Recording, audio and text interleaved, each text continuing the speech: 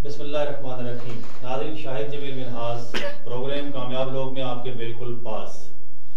नाज़रीन, आज का हमारा ये प्रोग्राम इस हवाले से इंतहाई अहमियत का हामिल है कि इसमें हमारे साथ जो मेहमानान गिरामी तशरीफ़ रखते हैं उनके डिपार्टमेंट मुख्तलिफ हैं, लेकिन प्रोग्राम ऐसा है कि जब हम बात करते हैं रिश्तों की लड़ी की बात करते हैं तो उसमें आप किसी भी डिपार्टमेंट से हों, आप एक दफ़ा चौंक के रह जाते हैं। आपको कुछ एहसास होता है कि आप वाकई कोई रिश्ता है आपके पास। आपके वालिदैन, माँ बाप, बहन भाई, बच्चे, घर, ढेर सारे रिश्ते ऐसे हैं कि जिनको निभाने के लिए हमें बहुत कुछ करना होता है। बहुत सारी जगहों पे ये रिश्ते निभाने के लिए बड़े पापड़ बेलने पड़ते हैं, लेकिन जहाँ पे तरबियत अच्छी हो, जहाँ पे माँ बाप का किरदार अच्छा हो, वहाँ पर क्या होता है कि बड़ी आसानी के साथ ज़िंदगी गुजर जाया करती है। इस हवाले से हम बात करेंगे अपने इन दोस्तों से। इनका तारुफ कराता चलूँ। हमारे साथ तशरीफ़ रखते हैं फैसल इफ्तिखार सत्ती साहब। आप सदर एम्प्लॉइज़ एसोसिएशन इस्लामाबाद पाकिस्तान के सदर हैं, और मोहम्मद नदीम राजा तशरीफ़ रखते हैं। आप मरकज़ी सदर हैं एम्प्लॉइज़ एसोसिएशन पाकिस्तान के, और इसके साथ साथ तशरीफ़ रखती है हमारे साथ डॉक्टर आसफा सलीम। आपने स्पीच थेरेपी के हवाले से बहुत बड़ा काम किया, और बच्चों के हवाले से आपका काम किसी भी जो है तारुफ का मोहताज नहीं। बहुत अच्छा काम कर रही हैं, बहुत अच्छा मैं समझता हूँ कि अपनी ज़िंदगी को बड़े खूबसूरत पहराज में गुजार रही हैं। हमारे साथ तशरीफ़ रखते हैं प्रोफेसर राजा अमजद मिनहास साहब। आप प्रोफेसर हैं मैथमेटिक्स के, लेकिन तारीख दान भी बहुत बड़े हैं, आप मुसन्निफ भी हैं। मैं आपको अपने स्टूडियोज़ में खुशामदीद कहता हूँ। Thank you. बात करते हैं जब रिश्तों की, तो सबसे पहला जो रिश्ता है हमारे वालिदैन है। वालिदैन जो हैं वो मैं समझता हूँ वो जैसे उनका किरदार जैसा होगा, हमारा किरदार भी वैसे ही होगा। हमने उनके नक्शे कदम पर चलना होता है, लेकिन औलाद होने के नाते हमें क्या कुछ करना होगा, और फिर बाप होने के नाते हमें अपने बच्चों के साथ क्या करना होगा, एक भाई होने के नाते अपनी बहन के साथ और भाइयों के साथ क्या क्या करना होगा। आज हम सारे इस सिनेरियो को यहाँ पे डिस्कस करेंगे। फैसल इफ्तिखार सत्ती साहब, क्या फरमाएंगे इस हवाले से आप? बिस्मिल्लाहिर्रहमानिर्रहीम जी। सबसे पहले तो मैं आपका मिनहास साहब और आपके चैनल का पब्लिक आई टीवी का मशकूर हूँ कि आप लोगों ने दावत दी, मदऊ किया और इतने इम्पोर्टेंट टॉपिक पे बात करने के लिए हमें मौका दिया। तो जैसे आपने कहा कि ये टॉपिक इतना ज़बरदस्त है और इतना मुआशरे में अहमियत का हामिल है कि इस पे टॉपिक का नाम सुनते ही बंदा चौंक जाता है। इसमें कोई शक नहीं है, मैं आपसे एग्री करता हूँ। तो रिश्तों की लड़ी के हवाले से बातें तो बहुत ज़्यादा की जा सकती हैं, क्योंकि रिश्ते ऐसे हैं कि हम लोग यहाँ बैठे हैं तो हमारा भी एक रिश्ता है। तो रिश्तों के हवाले से बातचीत का जो अगर किसी पराये में बातचीत की जाए तो हर एक रिश्ता अपने अंदर बहुत कुछ समाया हुआ है, तो उसमें बहुत टाइम चाहिए। लेकिन चूँकि आपके प्रोग्राम के हवाले से जितना हमें टाइम पीरियड मिला उसके हवाले से बातचीत करूँगा। रिश्तों में दो तीन चीज़ें बड़ी इंपॉर्टेंट हैं जी। सबसे पहली चीज़ तो ये है कि रिश्ते बनाना बहुत आसान है, रिश्ते तोड़ना बहुत आसान है, लेकिन अगर सबसे कोई ज़रूरी चीज़ रिश्तों में है तो वो रिश्ते निभाना बहुत मुश्किल है। तो मेरे ख्याल से आजकल अगर आज दौरे हाज़िर की आप बात करें तो ये नीड ऑफ द टाइम है कि हमें रिश्तों के हवाले से, मैं आपको क्रेडिट देता हूँ कि आपने ये प्रोग्राम का टॉपिक रखा कि हमें रिश्तों के हवाले से बातचीत करनी चाहिए। आज से अगर 10 साल पीछे चले जाएँ तो जो हमारा कल्चर था वो शायद, मैं आप सब लोगों में यंगस्टर हूँ, बाकी लोग भी बताएंगे इंशाल्लाह, तो आज से 10 साल पीछे चले जाएँ तो रिश्तों की बहुत अहमियत होती थी और रिश्तों के बहुत तकद्दुस होता था, रिश्तों का बहुत ख्याल रखा जाता था। लेकिन जो टाइम गुजर रहा है और आज हम 2021 में बैठे हैं तो रिश्तों की अहमियत और अफादियत और रिश्तों को निभाने का कॉन्सेप्ट मेरे ख्याल से, मेरा पर्सनल ओपिनियन है, डिसएग्री भी किया जा सकता है, कम होता जा रहा है। तो मकसद ये है कि रिश्ते बनाना बहुत आसान है, तोड़ना बहुत आसान है, निभाना बहुत मुश्किल है। और उसमें मैं एक चीज़ बड़ी इंपॉर्टेंट ऐड करना चाहता हूँ कि लोग समझते हैं कि हर इंसान की अपनी पर्सनल लाइफ है। कुछ लोग एग्जांपल्स देते हैं कि जी यूरोप में तो लोग, हर बंदा जो है वो इंडिपेंडेंट है, तो यहाँ पे डिपेंडेंसी क्यों है? तो ऐसा नहीं है। इंडिपेंडेंट होना वो एक अलग चीज़ है, रिश्ते निभाना या रिश्ते होना अलग चीज़ है। हम सब लोग यहाँ बैठे हैं, बाकी लोग भी पैनल में बात करेंगे, क्या यूरोप में रिश्ते नहीं हैं? अगर बेटी अलग रह रही है तो वो बाप के साथ रिश्ता तो उसका है। शायद हमसे ज़्यादा वो अपने वालिदैन के फरमान बरदार हों और हमसे ज़्यादा वालिदैन के साथ वो रिश्ते निभाते हों। तो ये कॉन्सेप्ट बिल्कुल गलत है। इंडिपेंडेंट होना एक अलग बात है, लेकिन रिश्ते होना, इवन जानवरों के भी रिश्ते हैं। जानवर जो है उनके भी रिश्ते हैं, वो अपने रिश्ते निभाते हैं। अगर एक हम लोग घोंसला देखते हैं तो अगर आप ऑब्जर्व करें, चूँकि मेरा ताल्लुक गांव से है, सबका कोई ना कोई बेस गांव की होगी, तो वहाँ पे जब हम छोटे होते थे तो मैं देखता था कि चिड़ियों का घोंसला होता था और एक घोंसले में चिड़िया जाती थी और वहाँ पे चोंच में दाना लेके आती थी, और मैंने अपनी आंखों से भी देखा कि वो अपने बच्चों को अपनी चोंच से खिलाती थी। तो रिश्ते जानवरों के अंदर भी मौजूद है। अब इम्पॉर्टेंट बात यह है कि हमें रिश्ते निभाने चाहिए, और रिश्तों की अहमियत के हवाले से मैं 2 मिनट बात करना चाहता हूँ कि रिश्ते इंपॉर्टेंट भी बहुत हैं। अगर मैं आपको अपनी एग्जांपल दूँ, मैं अल्हम्दुलिल्लाह इस्लामाबाद में रहता हूँ, पिछले काफ़ी टाइम से रहता हूँ, लेकिन उसके बावजूद हमारे अंदर हमारा जो कल्चर है हमने उसको ज़िंदा रखा, और उसके बेनिफिट्स इतने ज़्यादा हैं कि मैं सुबह उठ के निकलता हूँ, चूँकि मेरी ऑफिशियल डिफरेंट कमिटमेंट्स होती हैं।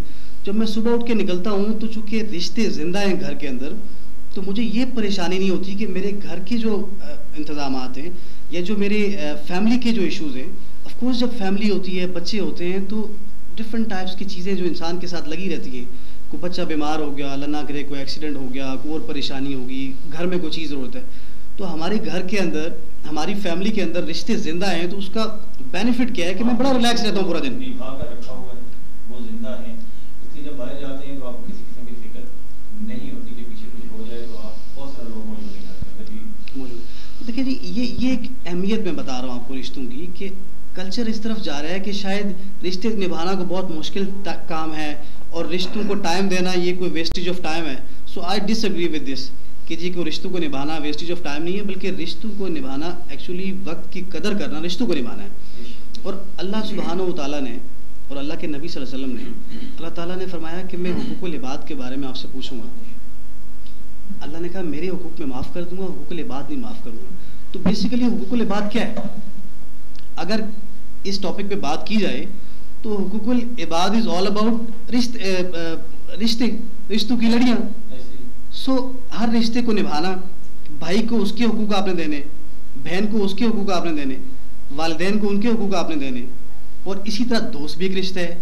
सो हुकूकुल इबाद में पूरी जब ये रिश्तों की एक लड़ी बनती जाती है, बहुत अच्छी बात आपने की कि रिश्तों को निभाना जो है वो सबसे ज़्यादा अहमियत का हामिल है। ना तो जाते हैं और बिगड़ भी जाते हैं। नदीम राजा साहब, जब हम वालिदैन की बात करते हैं, अपने बाप की बात करते हैं, माँ की बात करते हैं, क्या एहसास होता है? बिस्मिल्लाहिर्रहमानिर्रहीम। बहुत शुक्रिया जनाब शाह जमील महनाज साहब और पब्लिक ITV के, आपने हमें इतने अच्छे मौजू पे आज हमें यहाँ पर मौजू किया और बात करने का मौका दिया। आज माशरे में इसकी बहुत ज़रूरत है।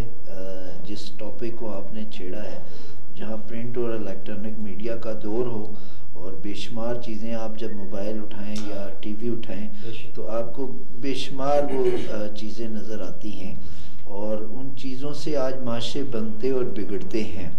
आप रोज़ाना देखते हैं कि जो दूसरी चीज़ें हैं उनके नुकसानात कितने ज़्यादा हैं।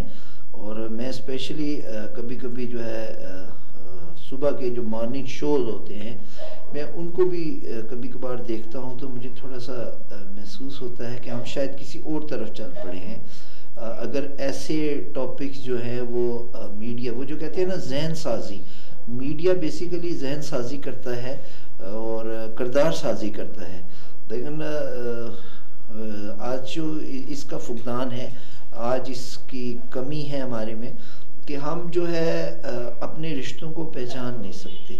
आपने माँ बाप की बात की, तो हम बचपन से जब से होश संभाली और फिर स्कूल में गए और हमने ये पढ़ा कि जन्नत जो है वो माँ के कदमों के तले है। ये जब तक किताबों में पढ़ते रहे और सुनते रहे, उस वक्त तक तो शायद इसका ऐसा, ये जो रिश्ते होते हैं ना, इनका एहसास भी वक्त के साथ होता है। लेकिन जब खुद हम माँ बाप वाली सीढ़ी पे पहुँचे ना, तो फिर अंदाज़ा हुआ कि क्यों जो जन्नत जो है वो माँ के कदमों तले रखी गई है।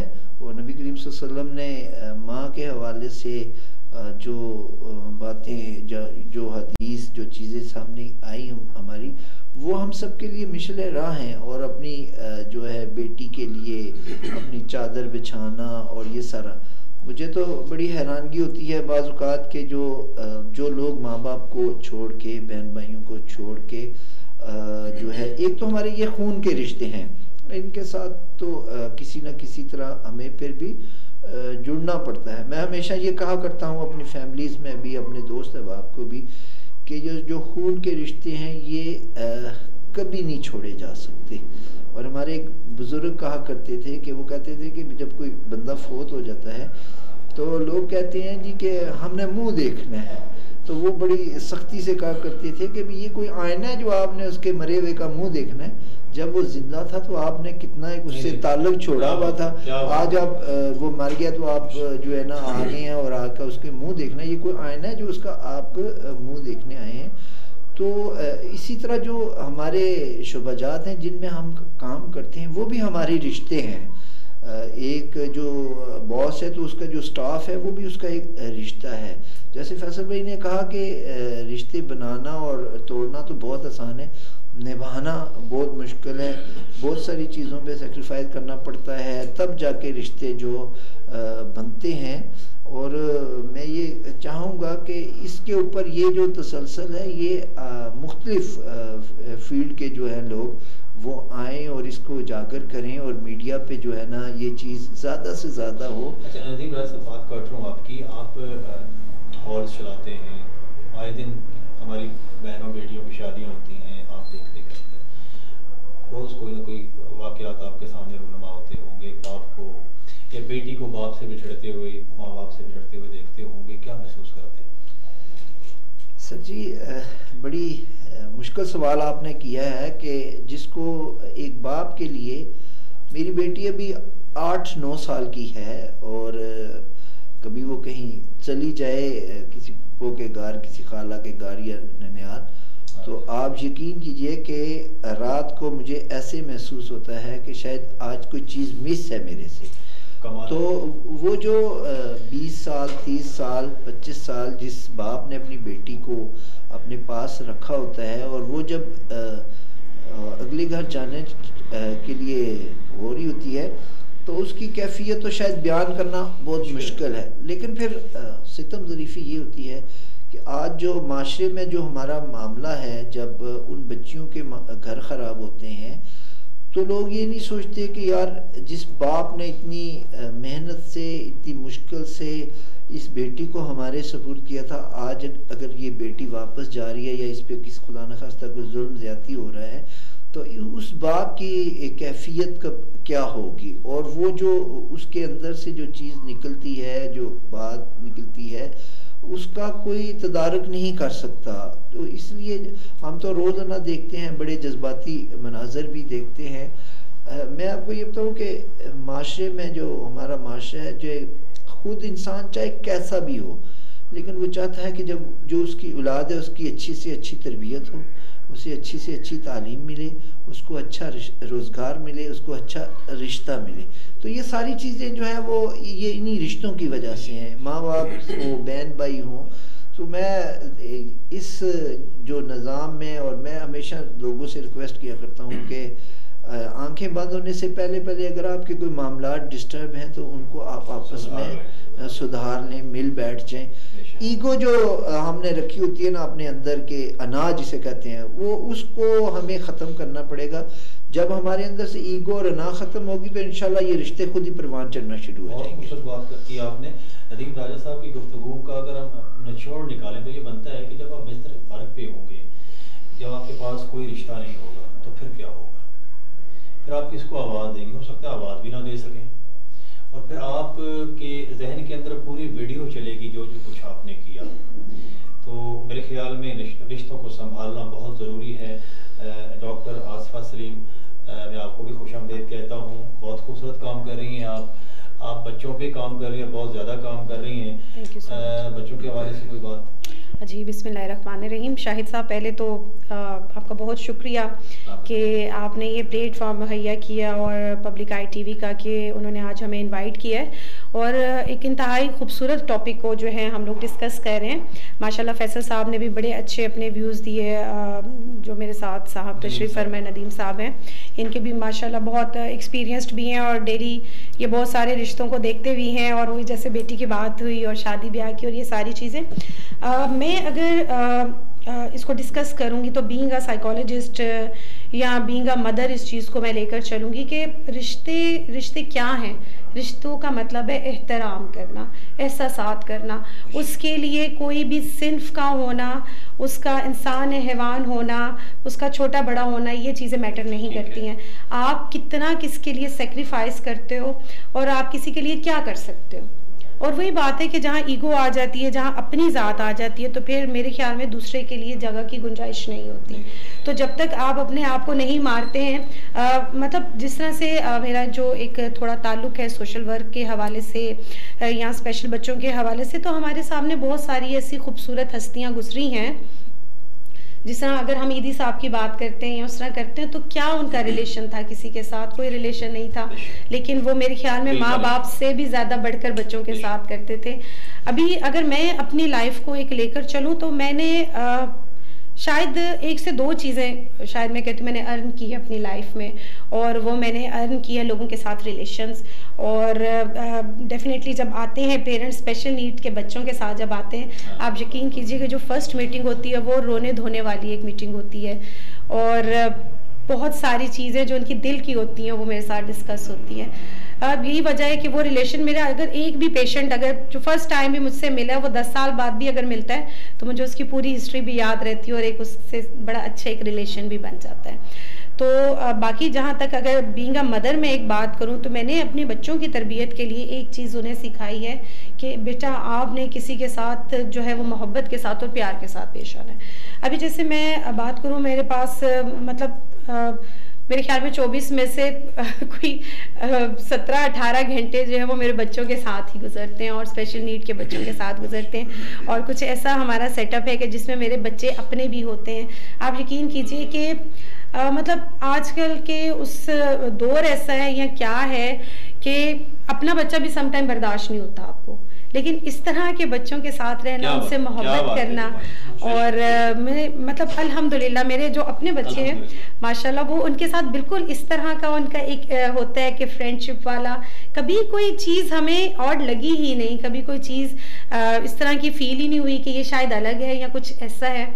तो मेरे ख्याल में तो जब आपके दिल में किसी के लिए मोहब्बत और एहतराम होती है तो वो रिलेशन खुद ब खुद खूबसूरत बन जाता है। स्पीच थेरेपी की बात करते हैं जब हम, तो समटाइम पेरेंट्स जो उनको लेकर आते हैं साथ ले जाते हैं थोड़ी देर के बाद, कभी ऐसा भी हुआ है कि आपके साथ बच्चा रहा हो 2 दिन 4 दिन?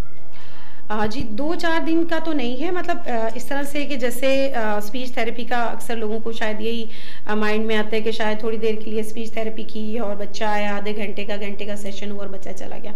लेकिन जो हमारे साथ मतलब जो है मैं जैसे ऑटिज़म के साथ काम कर रही हूँ या इंटेलेक्चुअल जो डिलेड बच्चे हैं, तो उनके साथ बहुत ज़्यादा एफर्ट की ज़रूरत होती है, और सम टाइम जो है वो पूरा दिन भी हम उस बच्चे को रखते हैं, क्योंकि हम ओवरऑल उसके बिहेवियर पर भी काम कर रहे होते हैं, उसकी पर्सनैलिटी को जो है वो बेटर बनाने की कोशिश कर रहे होते हैं। तो इसके लिए हमारे पास काफ़ी एक प्रोलॉन्ग टाइम जो होता है हम उनके साथ स्पेंड करते हैं, और फिर वही बात है कि फिर उसी तरह से पेरेंट्स से भी हमारे बन जाते हैं। और मेरा तो ये सूरत हाल हो रही होती है कि घर जाके भी मैं उनके साथ इन टच होती हूँ कि ये हो गया और वो हो गया, अब क्या करना है क्या नहीं करना, ये सब।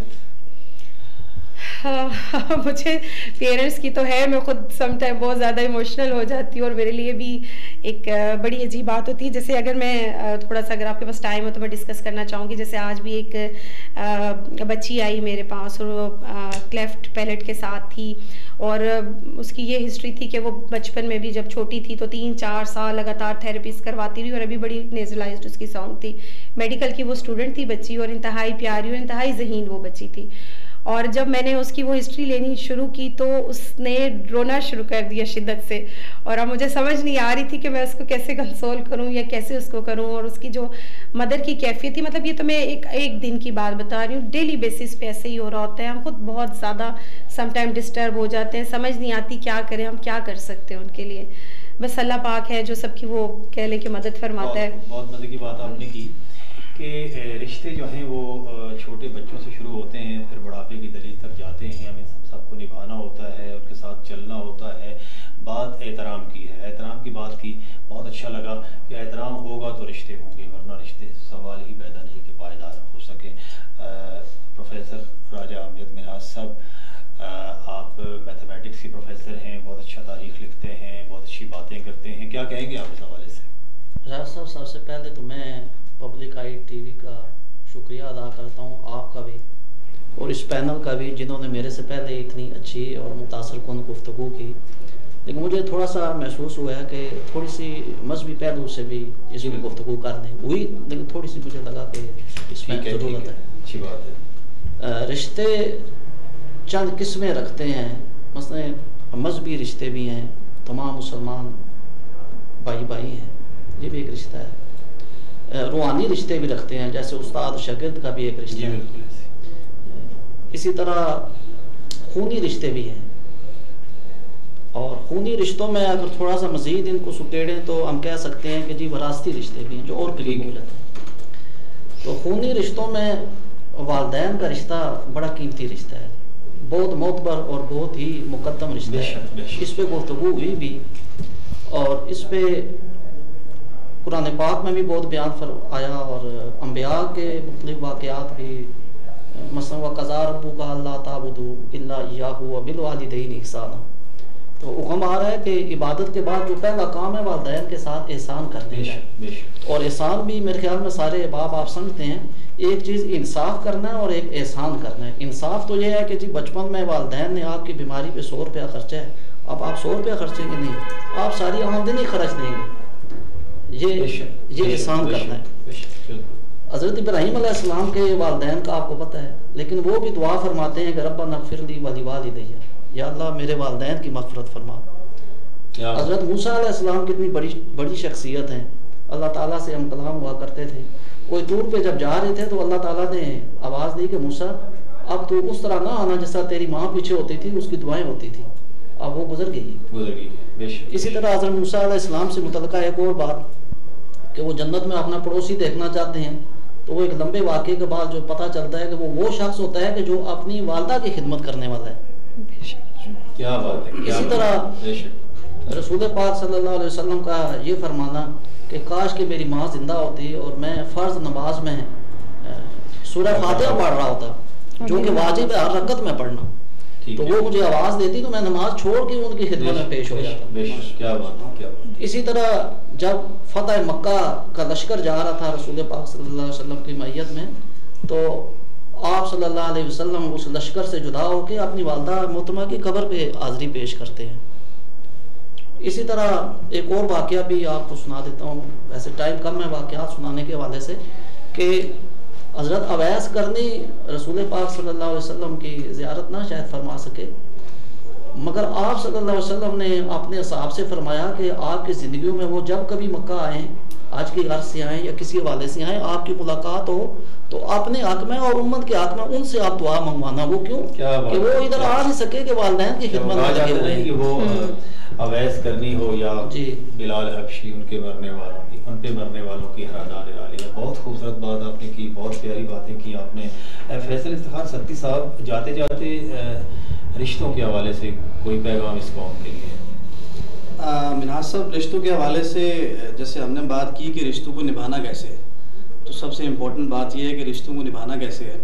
तो मैं उस हवाले से कुछ बातें करना चाहूँगा। जैसे मिनहाज साहब ने मजहबी हवाले से एक इस तरफ लेके गए हैं आज के डिस्कशन को, उसी हवाले में बात करते हैं कि अल्लाह के नबी सल्लल्लाहु अलैहि वसल्लम से ज़्यादा किसी ने रिश्तों को निभा के नहीं दिखाया। बेशक। और हजतुल विदा का जो खुतबा था आखिरी, तो अल्लाह के नबी सल्लल्लाहु अलैहि वसल्लम ने कहा कि मैं अल-यौमा अकमलतुकुम, दीन के बारे में कहा कि आज तुम्हारा दीन मैंने मुकम्मल कर दिया। अब जैसे दीन के बारे में कहा जाता है कि दीन एक मुकम्मल ज़ाब्ता हयात है, तो उस हवाले से मैं 3-4 बातें करूँगा, बड़ी इंपॉर्टेंट बातें हैं। उसमें मजीद लोग, चूँकि हर तरह के लोग हैं, लेकिन ये बातें ऐसी हैं कि इसको कोई डिनाई नहीं कर सकता, ना कोई इसमें मसलक की बात है, ना इसमें कोई, ये एक ऐसी बात है कि जिस पे सबका इत्तेफाक है।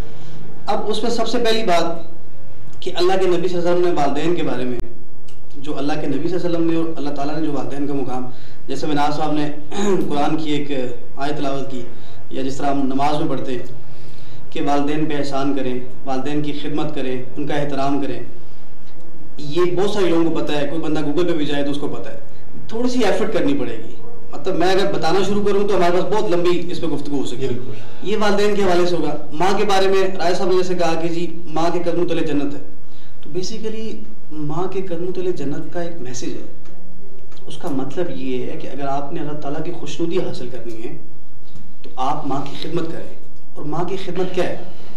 माँ की खिदमत ये है कि आप जिस तरह आपकी वालदा, आप अपनी वालदा के बतन से पैदा हुए, ठीक है, आपको 8-9 महीने आपकी वालदा ने अपने पेट के अंदर रखा और जो तकलीफ बर्दाश्त की, जो वक्त नज़ा है उसको इसके साथ कंपेयर किया गया कि जब किसी बच्चे की पैदाइश होती है तो वो तकलीफ और वक्त नज़ा की तकलीफ एक होती है। तो मेरे ख्याल से ये छोटी सी एक बात है, अगर इसको हम समझ लें तो हम अपनी वालदा के ऊपर, और फिर ये कमी बेशी अल्लाह ताला माफ़ करे, ये हदीस के अल्फाज है कि अगर बंदा कहे कि मैं अपनी वालदा की खिदमत करके पूरी ज़िंदगी मैं उसका बदला चुका दूंगा तो उसके ऐसा मुमकिन नहीं। उसके बारे में कहा गया कि जो एक रात सर्दियों की जिसमें आपकी माँ ने आपको पैदा किया और जब आप पेशाब करते हैं तो आपकी वालदा खुद गीली जगह पे सोती है और आपको सूखी जगह पे लगा, तो अगर पूरी जिंदगी अपनी वालदा की खिदमत करें आप तो आप उसका बदला भी चुका सकते हैं। ये वालिदैन पे हो गया। अब बेटी पे, चूंकि हमारे माशरे में ये बड़ी इंपॉर्टेंट बात है, मैं बीइंग मैं इस बात को उजागर करना चाहूँगा, अभी चूंकि इस चीज़ की आजकल ज़रूरत भी है कि बेटी के मामले में हम लोग बहुत सारी कोशिश करते हैं, स्पेशली जो माजर के साथ जो हमारे रिलीजियस लोग हैं कि जी बेटी को बहुत ज़्यादा दबाने की कोशिश की जाती है। अल्लाह के नबी सल्लल्लाहु अलैहि वसल्लम जब आए तो दीन आने से पहले बेटियों को जिंदा दरगोर किया जाता था। तो दीन ने कभी नहीं कहा कि बेटी को दबा दें, दीन ने कभी भी नहीं कहा कि औरत को दबा दिया जाए। अल्लाह के नबी सल्लल्लाहु अलैहि वसल्लम जब आए तो अल्लाह के नबी सल्लल्लाहु अलैहि वसल्लम के आने के बाद बेटियों का मुकाम बढ़ा, मर्तबा बढ़ा, रिश्तों के हवाले से। रिश्तों की वो लड़ी है ना आपका टॉपिक, अब रिश्तों के हवाले से हज़रत फातिमा ज़हरा रज़ी अल्लाह ताला अन्हा का रिश्ता आया, काफी अंबिया कराम सहाबा कराम रिश्ता लेके गए, नहीं हुआ रिश्ता। फिर हज़रत अली को कहा गया तो हज़रत अली करमुल्लाह वजह ने कहा कि जी मैं आपको भी हो गया तो मैं नहीं जाना चाहता। सहाबा कराम ने कहा जी आप भी जाएं। तो जब वो गए आप सल्लल्लाहु अलैहि वसल्लम के पास तो अल्लाह के नबी सल्लल्लाहु अलैहि वसल्लम ने कहा कि मैं अली अपनी बेटी से मशवरा करके कल आपको बताऊंगा। क्या बात है, क्या बात। मैं अपनी बेटी से मशवरा करके कल आपको बताऊंगा। क्या आज हमारे माशरे में ये बात हो रही है? आज बेटी से मशवरा करने को गुनाह समझा जाता है। तो रिश्तों को निभाने के लिए हमें रिश्तों की अहमियत और दीन से अगर हम लोग रहनुमाई लें तो दीन मुकम्मल ज़ाब्ता याद है। अल्लाह के नबी सल्लल्लाहु अलैहि वसल्लम ने अपनी बेटी से पूछा, लेकिन इसका दूसरा पहलू भी है कि बेटी का क्या, बेटी को क्या फिर अपने वालिदैन अगर आपको इतनी रिस्पेक्ट देते हैं, इतनी इज्जत देते हैं तो बेटी ने क्या कहा? जब बेटी से पूछा गया तो हज़रत फातिमा ज़हरा रज़ी अल्लाह ताला ने फरमाया कि अल्लाह के नबी और अगर अल्लाह की रज़ा इसमें शामिल है तो मैं कौन होती हूँ इनकार करने। लेकिन ये किया क्यों गया? देखिए अल्लाह के नबी सल्लल्लाहु अलैहि वसल्लम वो हस्ती थी जिनके लिए कायनात बनी, वो ना भी पूछते तो उसमें कोई मज़ाक़ा नहीं था, वो अल्लाह ताला से वही के जरिए बात करते। लेकिन पूछा क्यों? क्योंकि आप सल्लल्लाहु अलैहि वसल्लम की जो ज़िंदगी है वो हमारे लिए एक रोल मॉडल है। बेसिकली वो दुनिया में आए, जो सारे इंसानों के हमारे जो मामलात हैं, माशरती ज़िंदगी, बिजनेस भी किया, उन्होंने हर पूरी चीज़ें सिखाई हमें। वो क्यों की? हमें सिखाने के लिए। तो बेटी से पूछा क्यों कि जब मेरी बेटी हो, राय साहब की बेटी हो, किसी की बेटी हो, तो आप बेटी से पूछे। क्या आज माशरे में इस चीज़ को लोग नापसंद करते हैं? क्या बेटी से क्यों पूछते हैं? तो ये बड़ी इंपॉर्टेंट बात है कि रिश्तों को निभाना कैसे।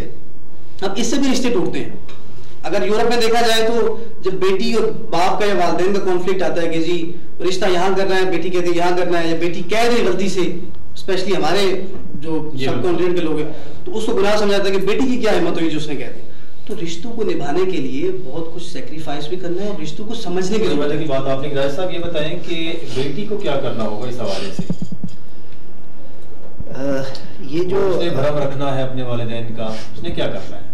देखिए बात ये है कि जो हमारा टॉपिक है इसको मैं थोड़ा सा आगे इस अंदाज से भी बढ़ाऊंगा कि ये रिश्ते डेवलप कैसे होंगे और ये रिश्ते कैसे बचेंगे।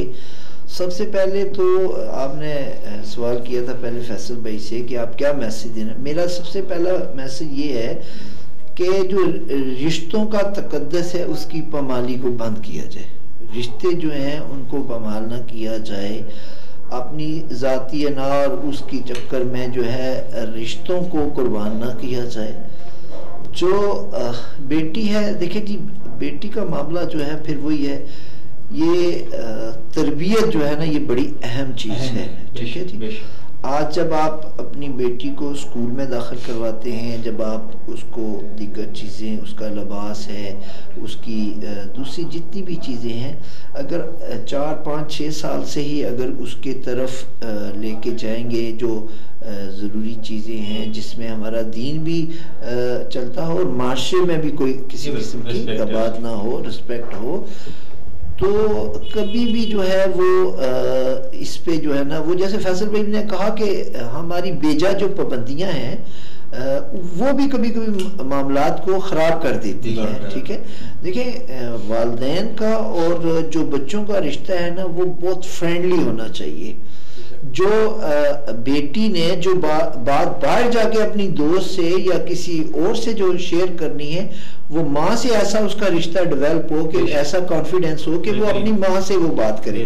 जो बेटे ने जो बाहर से फीडबैक किसी से लेना, वो अपने बाप से लेना, उसके साथ ऐसा रिश्ता डेवलप करें, उससे ऐसा मामलात बनाएं कि वो उसको किसी ऐसी जगह जाना ही ना पड़े, उसको किसी से, देखिए वो माशरती मसाइल से लेके ज़हनी, जिस्मानी, हर तरह के, जैसे जैसे बच्चा गुरूम करता है, वालिदैन का ये फ़र्ज़ है कि उन बच्चों को उसके हिसाब से उनकी तरबियत की जाए। जो हमारे दीनी और माशरती मसाइल हैं, वो हमने मौलवी के ऊपर क्यों छोड़े हुए हैं, वो हर माँ बाप को आने चाहिए और वो अपने बच्चों तक वो कन्वर्ट होने चाहिए।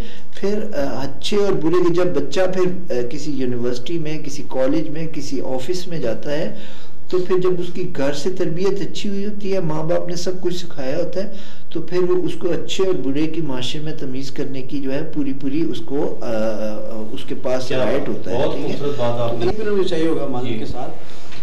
वक्त थोड़ा है, मैं जल्दी में मिसालें दे के आगे चला जाता हूँ।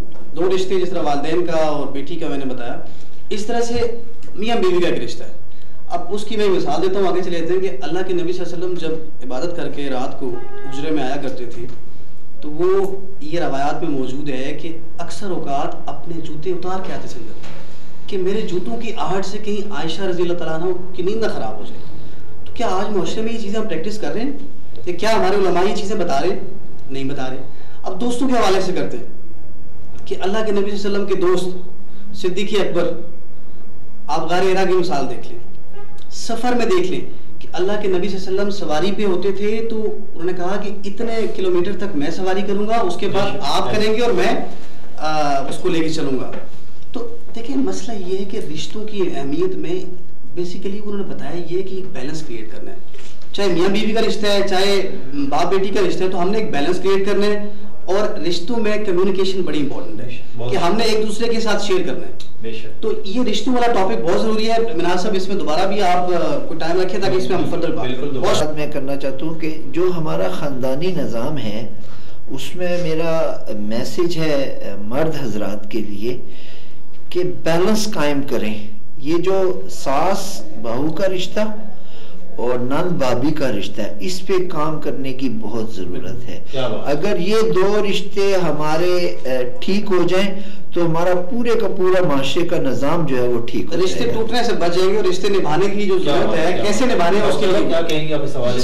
जी बिल्कुल, मैं इसको आगे बढ़ाना चाहूँगी बात को। उसमें पहली बात तो ये है कि जिस तरह मैं अपने उससे प्रोफेशन के हवाले से बात करना चाहूँगी कि बहुत ज़्यादा आजकल आप एक लफ्ज़ सुनते हैं, एंजाइटी, डिप्रेशन और इस किस्म की चीज़ें हमारे सामने बहुत आती हैं। तो वो असल में हो ये रहा होता है कि हर इंसान अपने अंदर बंद हो चुका हुआ है, कोई भी अपने आप को ओपन नहीं करता। देखें, अकेली तो कोई भी चीज़ सर्वाइव नहीं कर सकती कहीं भी। तो हर एक इंसान को एक अच्छा टाइम स्पेंड करने के लिए उसके साथ उसके रिलेशंस का होना बहुत ज़रूरी है।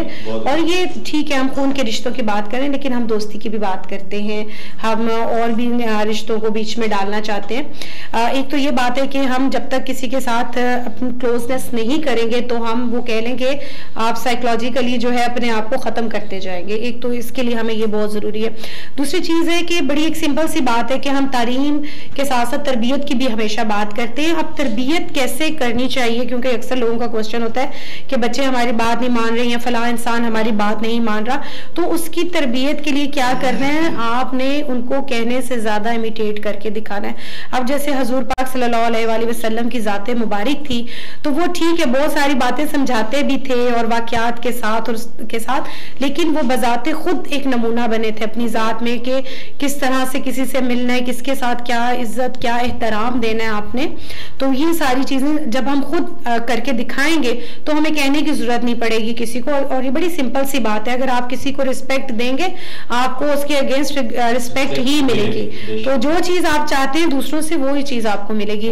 और इसके अलावा मैं एक और बात कहना चाह रही थी, जैसे अभी हम बार बार डिस्कस कर रहे हैं, बेटी के हवाले से बात कर रहे हैं, औरत के हवाले से बात कर रहे हैं, और मोस्टली हमारे माइंड में ये कॉन्सेप्ट होता है कि ये एक मजलूम तबका है और इसके जो है वो हकूक जो है वो सल्व कर लिए जाते हैं, इस तरह होता है। लेकिन मैं आपको ऑनेस्टली ये बात बताती हूँ कि अगर हम ये देखें तो जेंट्स के भी बहुत ज़्यादा इशू है।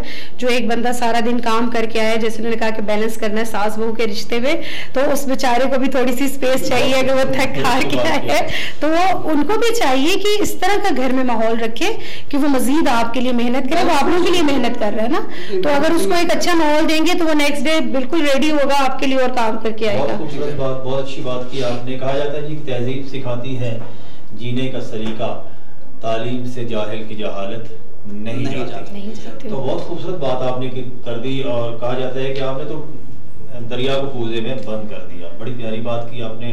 जाते जाते अमजद मिनहाज साहब, आपका पैगाम। मैं समझता हूँ जी एक थोड़ा सा इस गुफ्तगू का पहलू उठाया गया है कि वो रिश्ते जो लफ्ज़ों से कायम होते हैं, जो लफ्ज़ों से टूटते हैं, ये बड़े नाजुक रिश्ते हैं। बाकी रिश्ते तो हर शक्ल में कायम रहते हैं, बाप के, बीवी के, सॉरी बच्चों के, ताया चचा के, मगर ये जो लफ्ज़ों के रिश्ते हैं इनकी नज़ाकत बड़ी है, ये कुर्बानी बहुत मांगती है। तो मेरी तमाम मुआशरे से ये गुजारिश है कि ये रिश्ते संभालने हैं, इनका नभाना असल आजमाइश है।